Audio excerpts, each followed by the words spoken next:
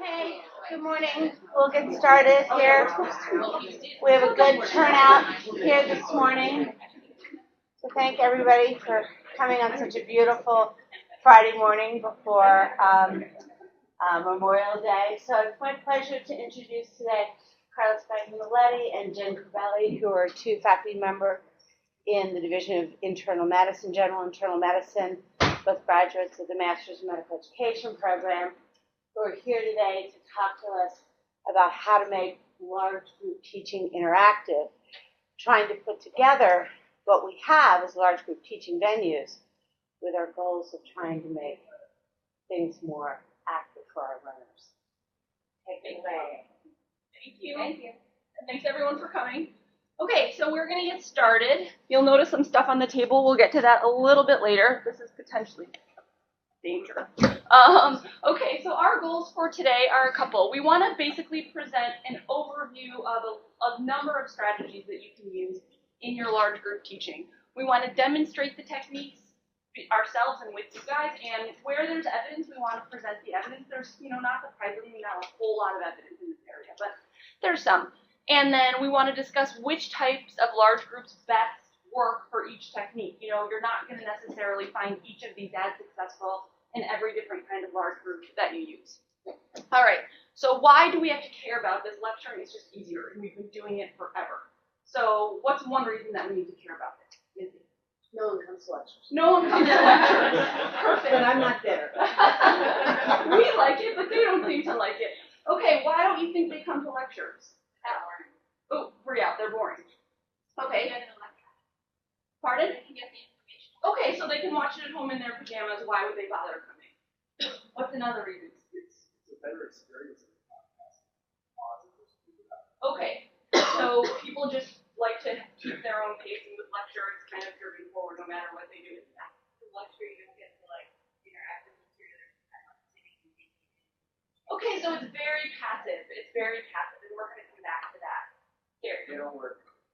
They don't work. In what ways don't they work? Knowledge retention is good. Okay, so there's actually some evidence of that knowledge is maybe there 15 minutes later, but not so much a couple days later or a couple of weeks later. Getting back to that kind of issue of it's passive, tell me a little bit more about that, Debbie. What are some of the problems with being passive? We know from everyone from principles of adult learning that adults like to learn in a more active way, and passive learning also retention. Okay, so for those of you who maybe didn't hear Debbie in the back, passive learning is not so consistent with adult learning. Adults like to interact, be active in the learning process, and that helps with enjoyment, which helps with showing up, which helps with retention. Okay, so that was a lovely segue into adult learning principles. And you guys probably have heard a lot about adult learning principles, but just to briefly overview, adults want to stay in the learning process. So they want to say, these are my needs, this is what works for me. We could argue whether all of our learners are actually adults, but that's a conversation for another day. Some of them clearly are. Adults want things that are immediately applicable. So part of planning your interaction is knowing what kinds of activities they're going to be able to then kind of use what they learned immediately when they go back to the floors or when they go into the anatomy lab or wherever they're going. You guys already hit on lectures are boring. People don't show up. If they show up, they fall asleep. They can't, they don't have that even ability to kind of pause it, sometimes ask questions. And then it's hard to remember, getting to Gary's point, if you're not applying it, if you're not kind of active, if it's not a motor process, you are a whole lot less likely to remember it.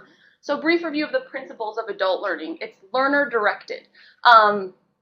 Really kind of learners setting their goals and priorities. And, you're not going to make your large group interactive by saying, what do you guys want to do? Okay, that's what we're going to do.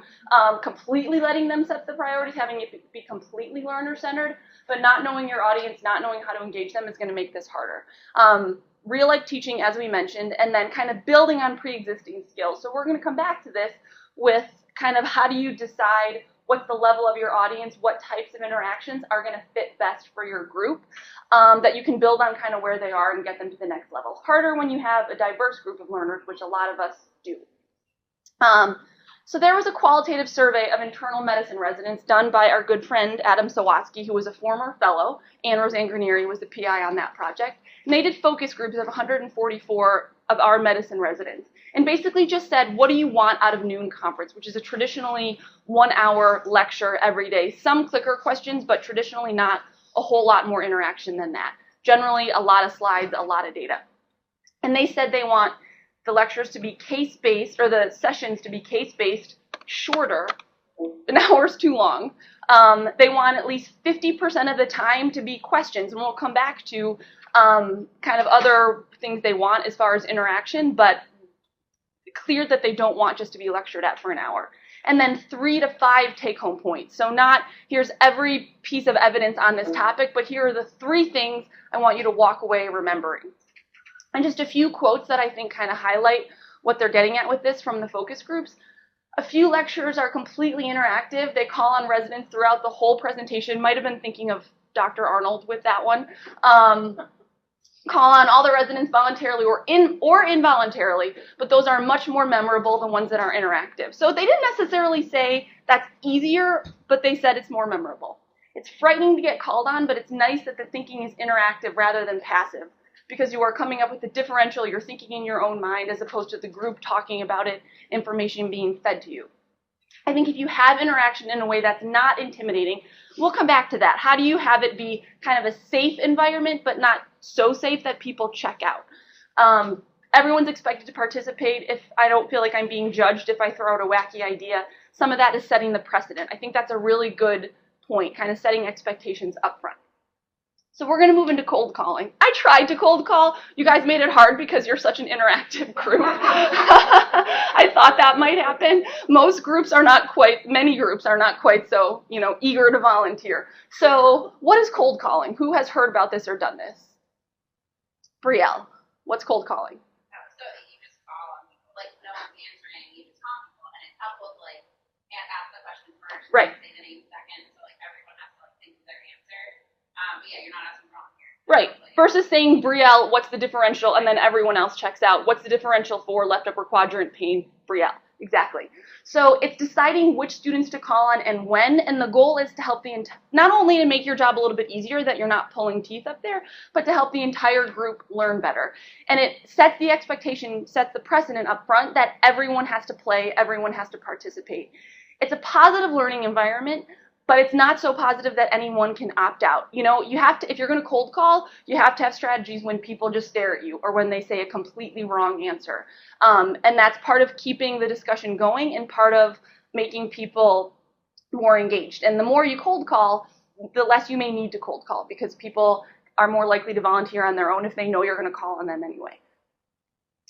You can use it both for simple and complicated questions. You can use it for questions with one right answer. You can use it a 2-part question. So, what's the first step, in working up this headache? Okay, Gary, Missy, if the CT is abnormal, what are you going to do? You can build like that.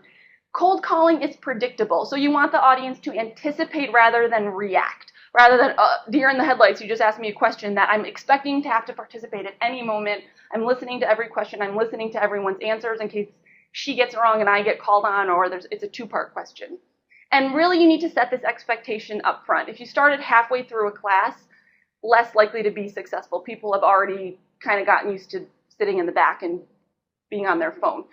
Systematic, no one is missed, and it's impersonal. That can be a little bit hard, the impersonal component of it, because in any group, there's going to be people who are more interactive than others, and people who try to check out, or people who, mumble every time you call on them. And one of the goals of that is to draw everyone in kind of equally. And by not reacting in such a negative way, if someone doesn't give you a right answer or somebody stumbles, is going to help kind of encourage everyone to continue to participate. It's positive. It's easier when you know your group. I'm not going to call on someone from pediatrics to answer a question about, geriatrics, probably, because the goal is that you get the right answer and you keep things moving and everyone learns from each other. That being said, obviously people are going to get questions wrong, and that's part of it. All right, so we have a demo of, this is an elementary school, but this is a very experienced teacher in cold calling. And I want you to pay attention to how he involves everybody, so kind of the systematic aspect of it. The pace, someone gets a wrong answer, and I think he handles it beautifully. So pay attention to that as well as his tone.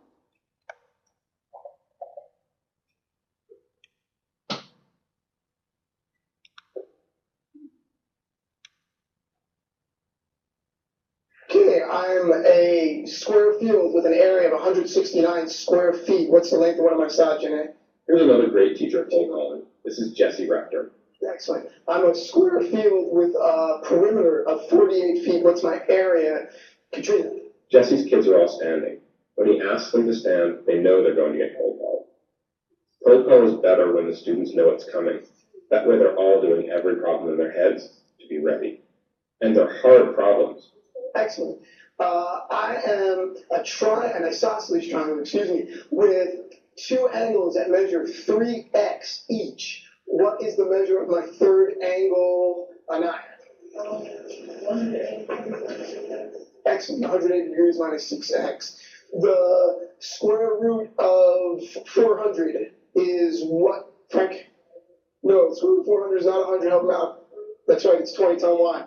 Because if you multiply 20 by 20, you'll get gold. Excellent. Let's see. I'm a regular pentagon with a perimeter of 30x minus 15. What's the length of one of my sides, Samira? Excellent. Let's see. The rigor is important here. Some people think cold call has to be simple questions, but these are two-step problems, hard problems. Give me 20%, then Caitlin. Some people worry that their kids will be chastened if they cold call them, but that's clearly not the case. These kids are proud. They like being challenged. Gotcha. That's right. Okay. Yeah, those were hard questions. I'm glad not to be being cold. Right. I didn't start with that. So what did you guys like about this? I'm not going to cold call unless I need to. Oops, sorry. Send that survey, grab that piece of paper. Apparently there's more, but not for today. It's fast, right? Really fast. Yeah. It's going to be hard for anyone to check out with that pace. Other things. Everybody's paying attention. Everyone gave an answer immediately. It wasn't always the right answer, but there wasn't a lot of hemming and hawing when they got called on. I love the wrong answer. Yeah, what did he do with the wrong Help answer? him out. Yep. Help him out. Nope, that's not right. Help him out. So didn't let a wrong answer stand, but just kept rolling. Help him out. Tell him why. Not you were wrong. That wasn't right. That wasn't right. Exactly. And actually, that wrong answer got 3 students involved in kind of finishing that problem. Jamie. I like that the kids are standing. I think it helps them focus. Maybe we should stand.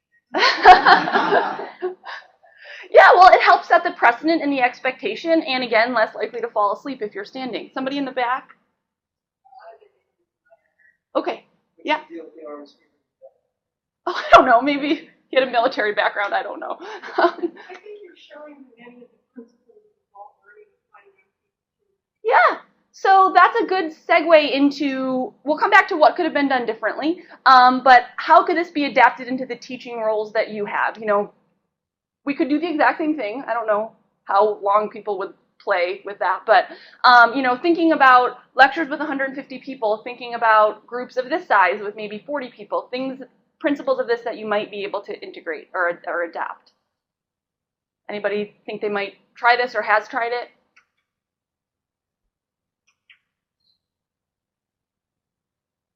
Okay, so Has tried cold calling, or Yeah. has tried having everything stand out? just cold calling. Oh, yeah.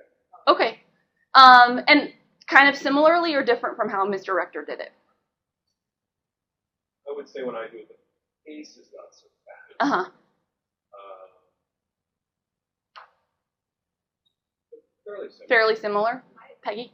Habit of starting on the left hand side and Yeah. my way around. And I'm trying to rethink that. Maybe that's not so good because the third resident road is Right. a block and it's a third question. Right. Right, that's a really good point. It's the advantage of that as the teacher is that you you know you're not missing anybody, but the disadvantage is if I just got called on, I know I'm off the hook for the next 5 minutes. Exactly. Gary? Actually, I have a question. What's the difference between cold calling and Oh, that's a good point. So you could integrate cold calling into your pimping. I think pimping is probably a little bit broader. You know, pimping is it's a lot of questions. Generally, we think of pimping in a smaller group. I don't know that it necessarily has to be in a smaller group. You know, we think about it with kind of walk rounding.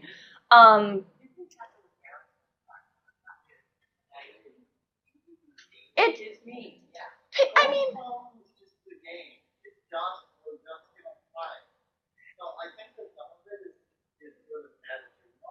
mm-hmm.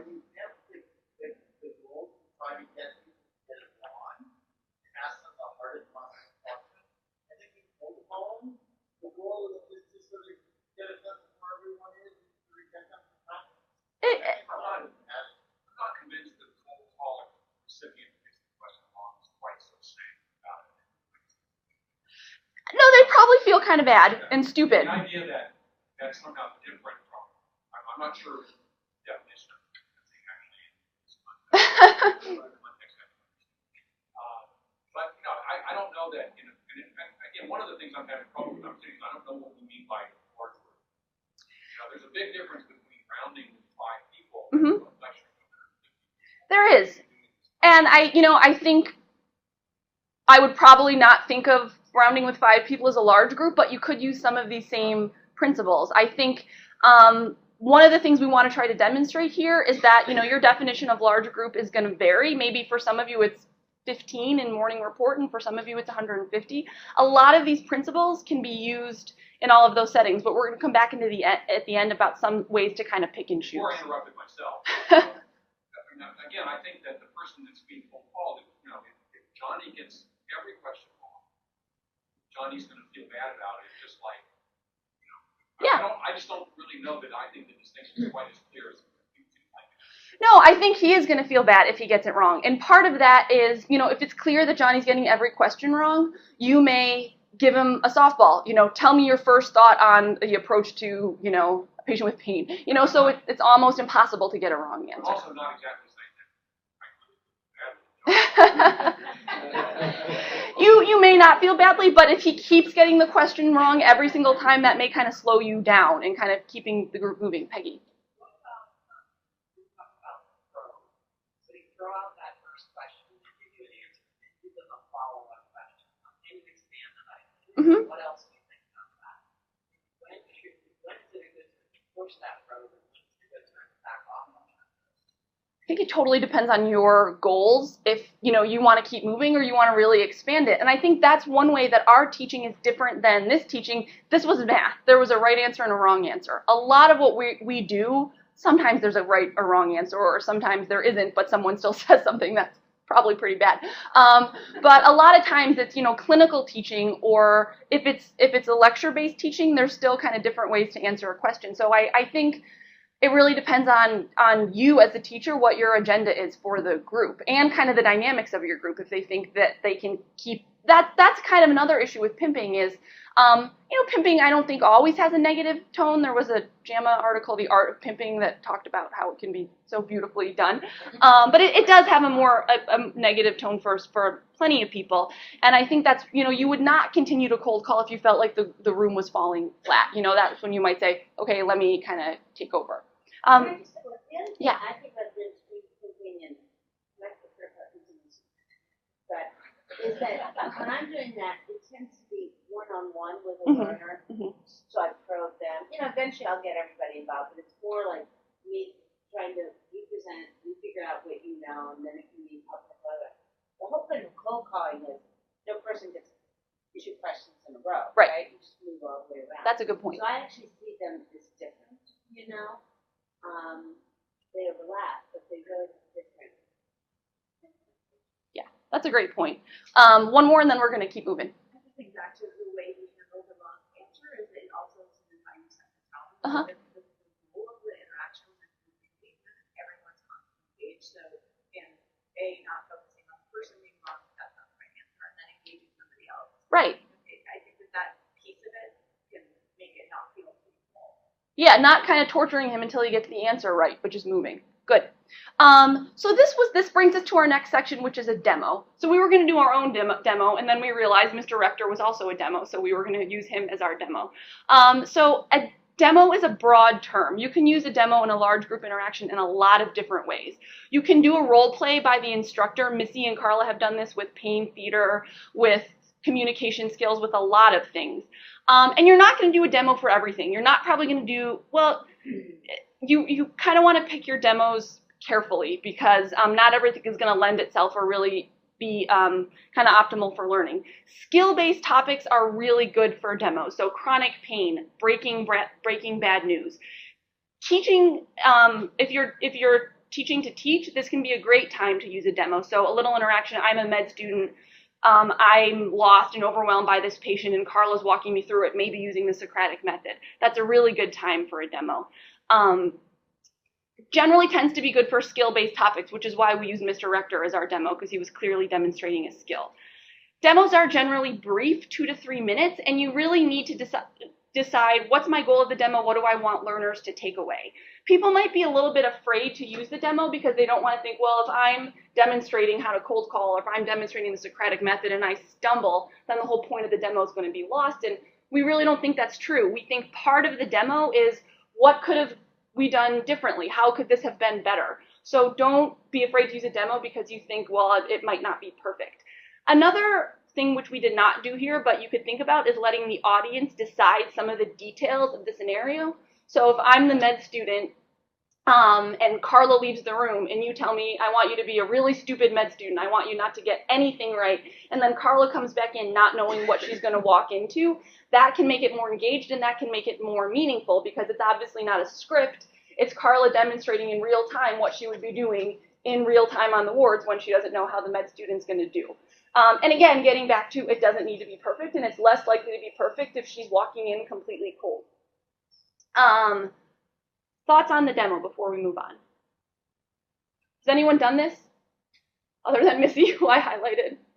Tom, a couple of you, think about it. You know, think about it for your skill-based topics that you have a really clear point that you want to get across. We're going to keep moving in the interest of time. So, yeah. So everybody try to grab a clicker as much as possible.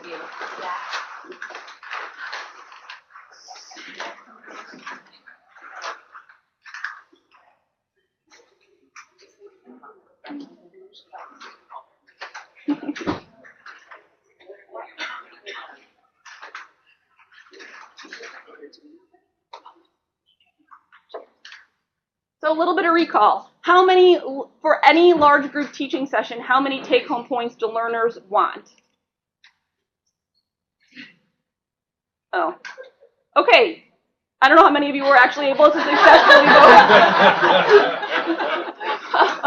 But most of you got it right. They want 3 to 5 take-home points. We're going to come back to this. So we don't want to... you know, there was a whole talk on clicker questions a little while ago that was excellent, and in the time that we have, we just want to kind of briefly touch on this, but there's a lot of different kinds of clicker questions, and of everything we're talking about today, this is probably one thing that everybody's experienced in one setting or another. We use them in grand rounds. You can have an easy question with one right answer. The goal of that is maybe to warm up the audience, although with this, they don't need a lot of warming up. It's pretty easy to press a button. So generally not as helpful if it's a really obvious, easy question. You can have a challenging question with one right answer. It's going to get the audience's attention. What is the point of the session? What am I going to get out of it? Where are maybe my knowledge deficits? Or you could have several potential right answers. Some people don't like this. They think there needs to be one right answer. Kind of depends on the type of large group, the type of question. But that can be especially good if you want to generate discussion among your group. So who said A, who said B, tell me why. And then to quote our good friend Roseanne Granieri, clicker questions are important to bring joy back to large group teaching. And clearly it does. The residents want 50% of the time to be clicker questions. So there's a little bit of data on clickers. It's been shown to have that learners like it, and they at least perceive that they're learning better. Unclear whether that's actually true. There's some literature on improved learning outcomes, not a whole lot. So what are the benefits for the students or the learners? It's safe, they're anonymous. You know, again, getting back to we don't want them to be too safe, but this is pretty safe. You know, you're not going to call on me, but I'm still participating. It forces you to commit, right, which is something that we always want. It's objective and it's formative. Either, okay, good, I'm feeling good that I know this material, or I'm screwing this up, I need to work a little bit harder. As a faculty, there are a lot of benefits. It makes students more prepared. It increases their engagement, and it's actually been shown to increase attendance. You know, how much depends on the group, but as compared to straight lecturing. So some tips for your clicker questions. Read the questions. You know, it's a lot easier for somebody to check out or just read half of it and say, okay, just read it. They're generally brief. Every question should have a clearly identifiable purpose. So what's my goal with this question? Is it a learning point? Is it to generate discussion? Whatever. Keep the questions and the answers pretty brief. You want people to vote right away. This is not something where you want them to sit back and think and kind of pontificate. Avoid recall or factoid questions. We're going to come back to that. Just doesn't really give you a lot of bang for your buck. And then always give the answer and discuss it. Learners get annoyed when you give a question, especially if it's a question that not everybody gets right, and you don't come back to it and kind of reinforce the learning point. So this was a bad question, right? This was pointless recall. You knew it or you didn't. There was really no learning point with this question. You guys did well. You're a smart group. Okay, I'm going to hand it over to Carla.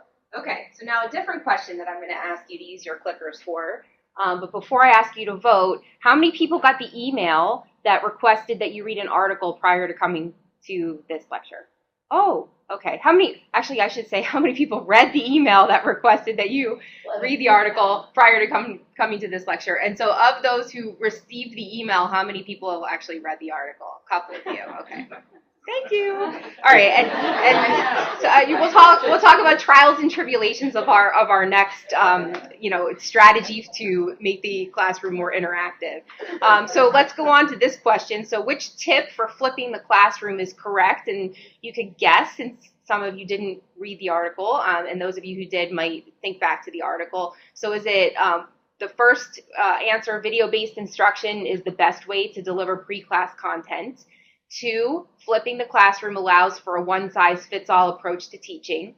3, as a course director interested in flipping, providing faculty development to your lecturers is essential. Or 4, it is best if you're going to flip one of the lectures or sessions in a given course that you should flip all of them for continuity. Yeah, go ahead and vote. Oh. Okay, good. So as a course director interested in flipping, providing faculty development is essential. Okay, so what is the flipped classroom? We've had an entire lecture, I think, in this seminar series that was devoted to the flipped classroom, so we're just going to touch on sort of the overarching principles. But basically, it's the delivery of print or audio or video-based material prior to lecture or the class session.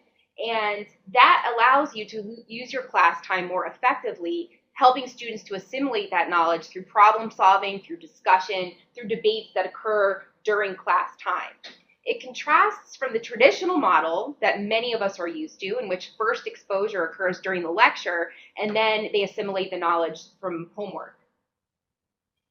So Bloom's taxonomy, you guys have probably seen this before. Flipping the classroom kind of flips the way that we're used to approaching learning. So what you can see is that if you're going to flip the classroom, students are doing the lower levels of cognitive work. They're gaining knowledge. They're increasing their comprehension about a certain topic outside of the classroom. And then once they come into the classroom, they're focusing on higher forms of cognitive work, application, analysis, synthesis, and evaluation in class. And they have the support of their peers and their instructor while they're doing that, so that if they go a little bit off path, you can get them back on path a lot quicker. The key elements of flipping the classroom: first, it provides the opportunity for students to gain first exposure prior to class. Second, it's an incentive for students to prepare for class. Third, there's a mechanism to assess student understanding, because usually when you come back together, you kind of poll people about whether they did the homework like I did, or ask people questions about the homework that they had before class to see where everybody's at. And then in-class activities have to focus on higher level cognitive activities. So how effective is this? First of all, in the medical field, there's few published studies about flipping the classroom. The ones that are out there do show increased attendance and improved performance, but these are sort of little snapshots about individual courses or individual experiences. There's a lot in the literature and in general academia that shows that flipping the classroom increases individualization of the learning plan, increases student-educator interaction time, and improves student self-direction, and students tend to like it better, according to the studies that are out there. But, of course, pitfalls is that it requires increased upfront time for the faculty or the educator, and it requires students to be self-motivated. So you can put homework, pre-homework out there, but they have to want to do it, and there has to be some kind of consequence if you really want them to learn if they don't do it. So when should you flip it? So basically, you should ask yourself for any teaching session, large group lecture that you give, do I use the time that I spend in front of my students to the best effect? And if your answer in your own head is no, consider flipping. Consider flipping it when the classroom participation is low, when class performance on testing is subpar, when your group of learners varies widely in terms of their pre-existing knowledge on a topic. A lot of times giving the information up front kind of levels the playing field so that you can kind of start at a place where everybody's ready to go and ready to learn at the same pace. And also just think about doing it when you're bored about giving the same old lecture over and over and over again every month or every year. Does anyone else have any ideas for other times where flipping the classroom might be a good idea? So I've used it in particular in the master's program with curriculum development. So the goal that I want to see that they can apply the skills, and I want everybody's building the curriculum, and I want the one learner to present their curriculum, but then everyone else critiques it. So it's in that setting, not only do I get to see if the learner's applying, but all the learners in the classroom get to learn from thinking about not only their own curriculum, but everybody else's. And that helps. I use it when I do my domestic violence lecture because I'm one of multiple lectures in multiple venues throughout. So I don't know exactly where the group is and what they want to know. Okay. Anyone else have experience with this or ideas about how you would incorporate flipping into the teaching that you do?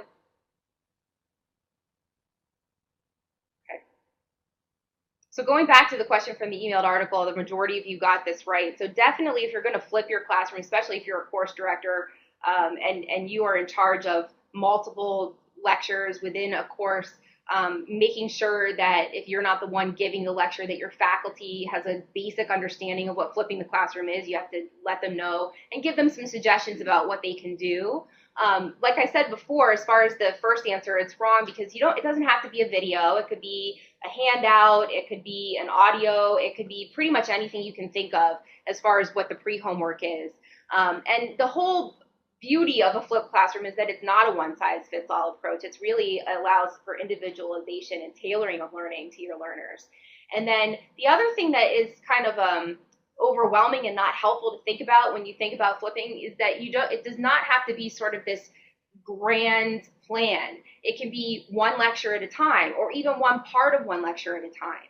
So as we demonstrated today, we're talking about flipping the classroom, so we gave an article about flipping the classroom. We did not give an article about clicker questions and demo and flipping the classroom and all of the other things that we're going to talk to you about in the next few minutes. So don't feel overwhelmed by having to really, change the entire way that you do things. Doing it in little chunks is probably easier and more effective. Yes, Greg? I've had a hard time doing this for the reason that people just don't seem to do this stuff ahead of time. Mm-hmm.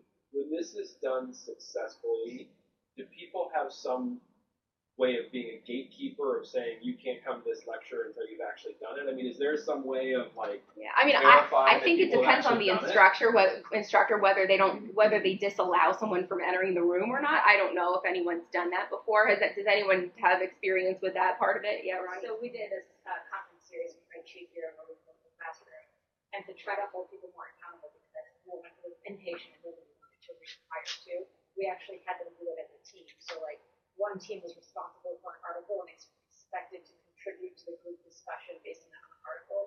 So they kind of felt accountable because they knew that I'm going to be responsible for these questions in advance, so they knew exactly where they were going to have to chip in and contribute. So kind of that group guilt brought them in, so that people just wouldn't show if they didn't read, because they knew that they wouldn't be able to contribute, and people would be like, oh, who was supposed to read that article? And that team just wouldn't be there if they hadn't read it. And there is, I mean, probably not so much in, upper level of postgraduate training, but in situations where grades really matter. Some people actually assign homework and do a quiz at the beginning of the class, which counts towards their grade. So that's another way of getting certain students to be engaged. It probably wouldn't work out well in situations where, grading or sort of that level of grading is involved. Yes? Yeah, in first year medical school course for pathology, we did flip classroom this year, and we put the videos into BP Sim. They had to answer a question, and we tracked their completion of all the videos and the questions. And so that was mandated. So I checked everybody completed. Yeah, so finding a way to track the pre-homework can also hold people more accountable. Yeah, Peggy.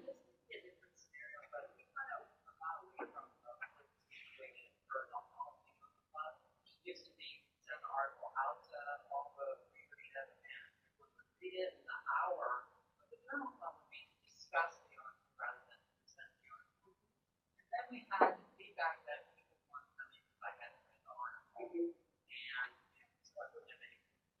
So this year, we introduced, okay, the speaker needs to give 10 minutes of the article first, and then the rest of it's done through the discussion. And our participation has always been good, but really not loud. Okay. One more comment, Bob.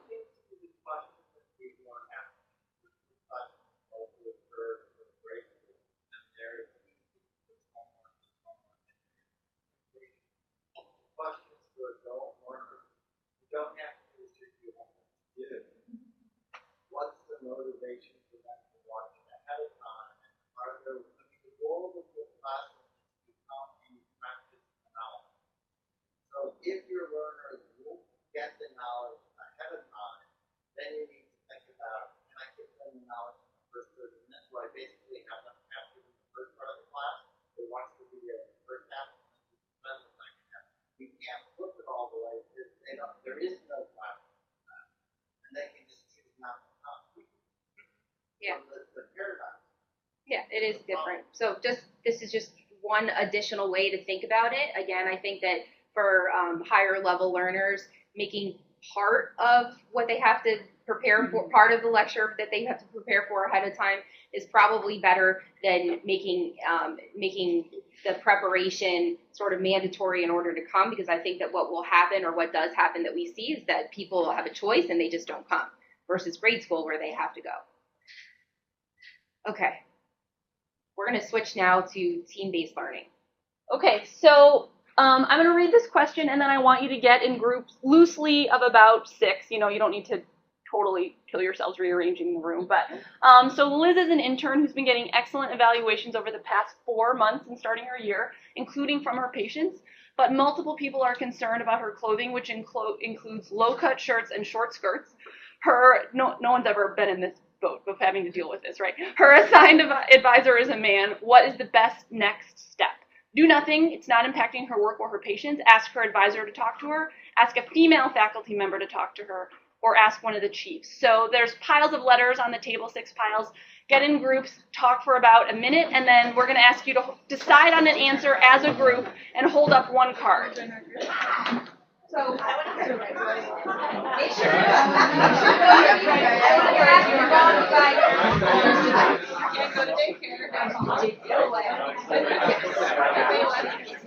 They all have. Turns out.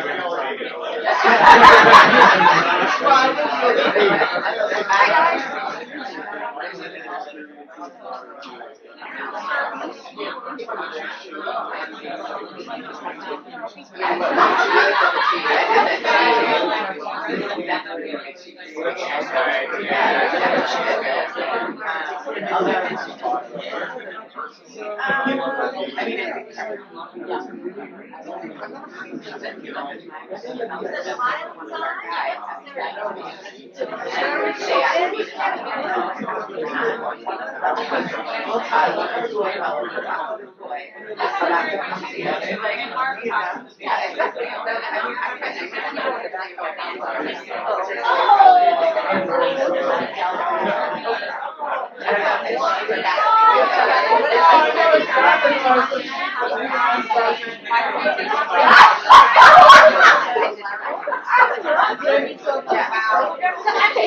about 10 more seconds, and then we're going to vote. So decide on an answer. 10 more seconds.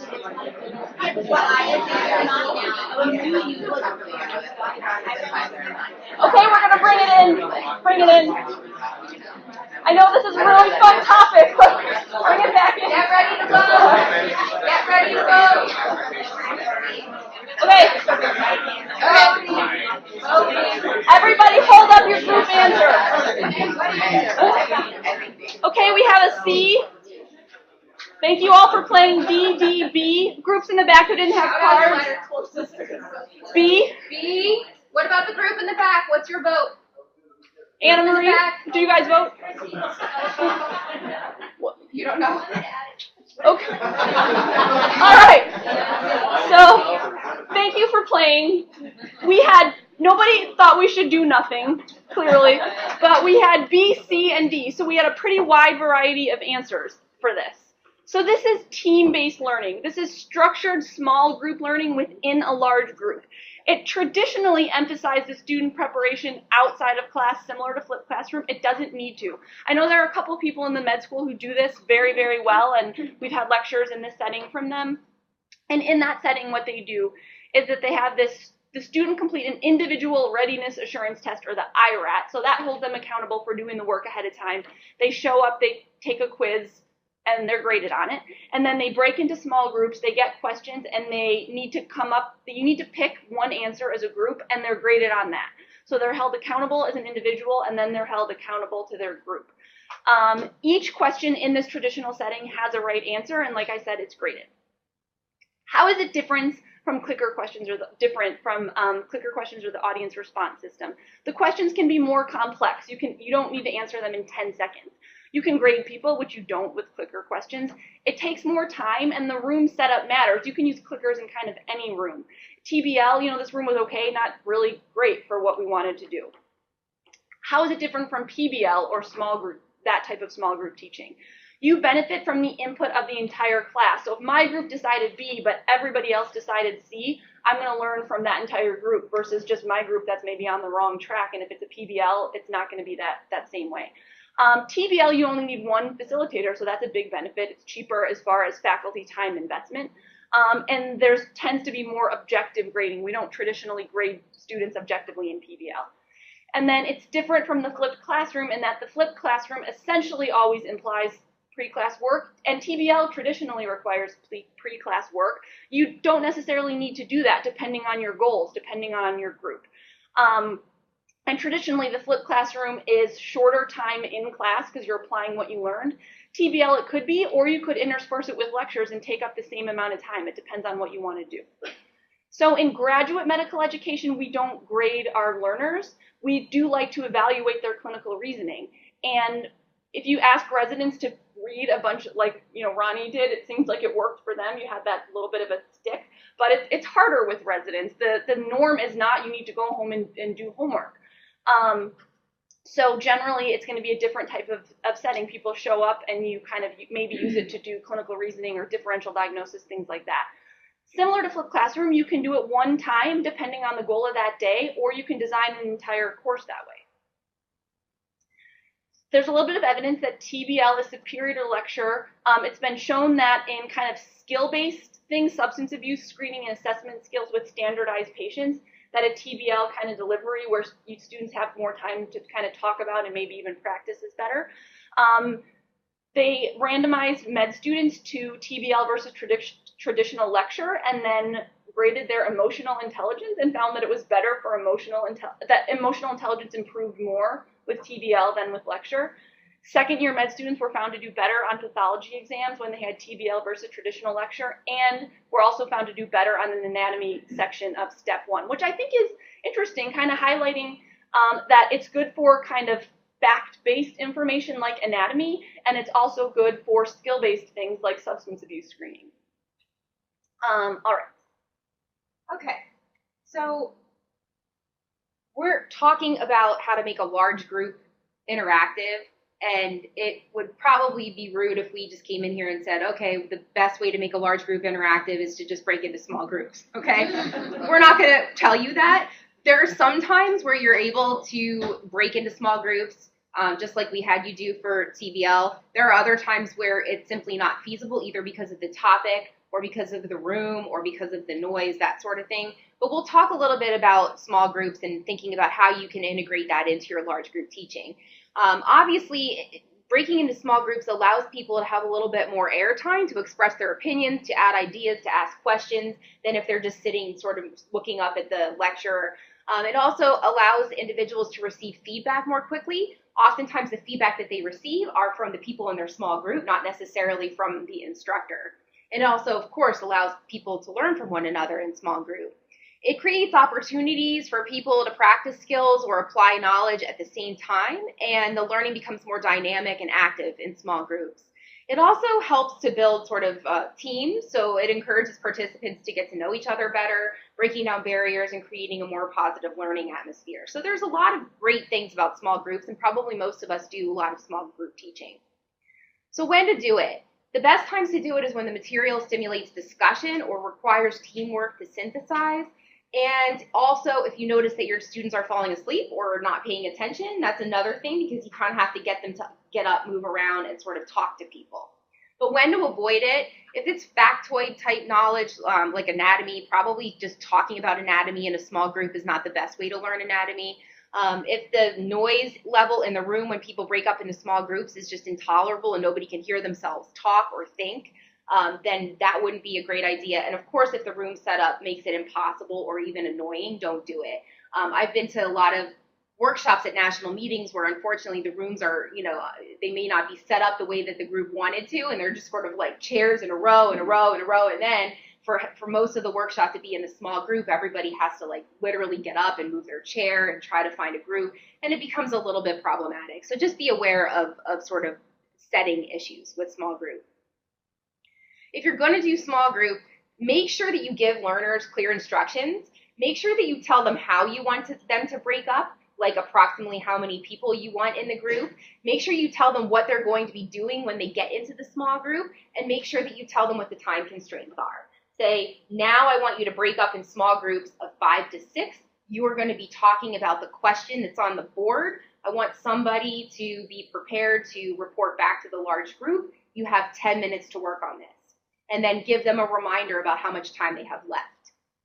Methods that we use that are typically conducive to small group teaching would be facilitated discussion of cases with probing questions, a predetermined set of steps to follow to create a product, for instance, to present a challenge and ask them to brainstorm solutions with the group. And then also sometimes you can show a video clip or do a demo and then ask people to break into small groups to focus on one part for giving comments or specific feedback.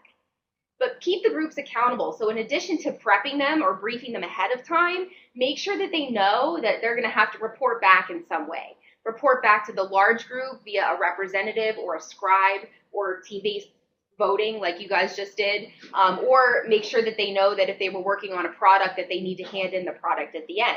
That keeps groups accountable and makes sure that they're actually doing the work rather than chatting or talking about, their morning.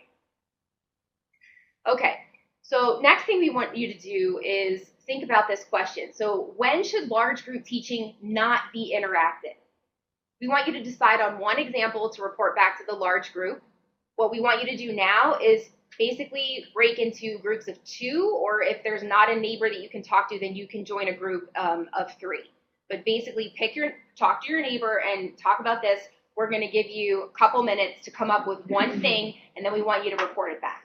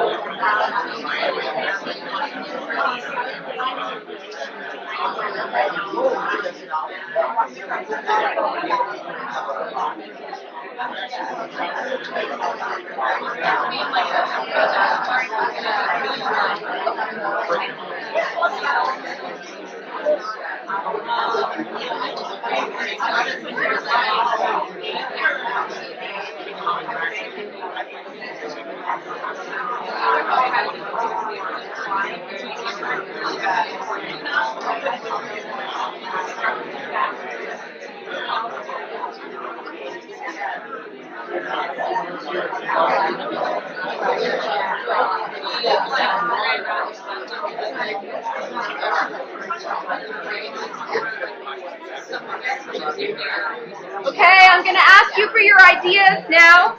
I'm going to ask you for your ideas, and we'll make a list here. Okay, which group wants to go first? We may not get through all the groups, but okay, Alda. National meeting plenary. Okay, national meeting plenary. Good one. Who else? Greg. I think where you just need to do rules and regulations. So Okay. you're sort of laying out, these are my expectations. Okay. Peggy? If nobody knows anything about what you're talking about, this is a brand new, mind-blowing topic that no one has any opinion on yet. Okay, Christian? Presenting research data. Research data, research presentation. Any others? Dina? Talks when you got somebody whose narrative experience Yes. is so valuable that everybody wants to hear stories. Okay, a story. So a situation where storytelling is the purpose of the talk. You don't want people raising their hands and interrupting. What else? Who else had another idea? There were lots of groups here. Yes. Maybe something like Chiefs Conference where you have multiple speakers you're trying to get through in a short period of time. So if you have time constraints and you're worried that making it interactive is going to just totally throw off the timing of it, then you might want to refrain from that. What else? Any others? Any other brilliant ideas from our groups? Yes. It's not brilliant. Yes, it is. Along the lines of research out here talking about grand rounds, we have such a mixed Yeah, audience. And yeah, grand a lot of rounds. And the thing about that is sort of, to some extent, there's some tradition involved with some of the talks and the lectures. So it's not that, in any of these situations where you can think of any way possible to make them interactive, but traditionally all the things that you listed are things where the expectation is that the group in the audience will be passive and it's all about the person up front. And so if you're going to try to make that interactive, be careful about what the potential consequences are of changing what your audience's expectations are. Okay, so you guys got, I think, all of these. So scholarly presentation, like research presentation. We put grand rounds. See, brilliant idea was number 2. You have a dud group, and that was sort of what Peggy said. They have no idea what you're talking about, so don't try to make it interactive. Time-sensitive material, like we got to get through these rules and regulations. We have 15 minutes to do it. Let's go. Emotionally sensitive material. I mean, if what you're going to be provoking from the audience is emotionally sensitive, it's probably not a good idea to call on people and make them cry. And then others that you mentioned are all great ideas. Okay, so what we just demonstrated is the concept of talk to your neighbor. So talk to your neighbor is something that you can use in a large group setting. The nice thing about it is that you don't have to move. You don't have to reposition your body, and you don't have to figure out who's going to be in your group. You just talk to the person next to you. This may be driven by time, not content, and like we just demonstrated, it only takes 1 to 2 minutes. So if you have very little time built into your lecture to make it interactive, this is a really nice sort of easy one that you can try to incorporate right off the bat. Make sure that it's a task that you're asking that your neighbor groups to do that is not very intensive or does not require a lot of problem solving. Again, it's really short and brief, and there's not going to be a lot of time to get in depth with something. Do it when you don't know your group. So if you don't know your group, you think your group doesn't know each other, it's the first day of the class, or it's you're at a conference or something, and the people there don't know each other. Talking to your neighbor is a nice way of getting people warmed up and then allowing your audience to get to know at least one other person in the audience. And you can consider using this instead of cold calling, especially for more difficult or sensitive questions. I know that when some of the folks like Julie Childers or when Jane teach about motivational interviewing, a lot of times the topic is think of something you want to change about yourself and reflect on that. And a lot of times we don't expect or want people to raise their hand and say, well, I need to lose weight or I need to stop biting my nails or whatever. Sometimes people don't want to talk about that in a large group. So that's a nice situation if it's an emotionally sensitive topic or something to ask the people to reflect on and work on something in a smaller group. And some of the others is talk about a medical error you've observed or talk about one thing you're afraid to lose in your career in medicine. Sometimes, it would be a little harmful to make the group reflect on that in a large setting. Okay, so that was the whirlwind tour of making large group teaching interactive. And just to review the techniques that we went through, we demonstrated cold calling, we demonstrated how to use a demo, clicker questions, flipped classroom, team-based learning, breaking into small groups, and talking to your neighbor. There's probably others that we missed and we didn't have time to get through. I want to say, though, that the take-home point that we don't want you to have is that you should try to do a large group lecture the way that we just did, because it can be frenetic, okay? And we set out to almost make this like a performance or a parody of how to do a large group interactive lecture, just so that we could get through as many things as possible. But we don't want the take-home point that you should go out and then you should go and incorporate all of these techniques into your next large group lecture. However, we want the take-home points for you to be that most large groups can be made interactive. Certainly upfront preparation is essential. You have to plan this stuff out and you have to know why you're doing it and where you're going with it. And to reiterate that you have to choose your interactive activities wisely. Consider in the course of an hour-long lecture to do something interactive after every 15 minutes, because we know that that's the amount of time that people zone out from just somebody talking to them.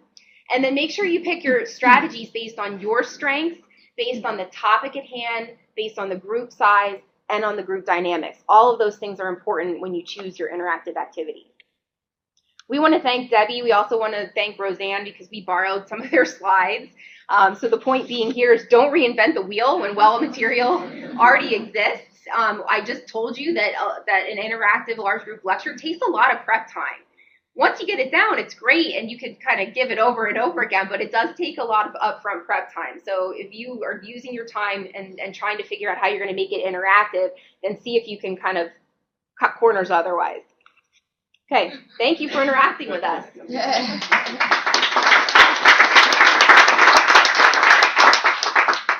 What questions do you have?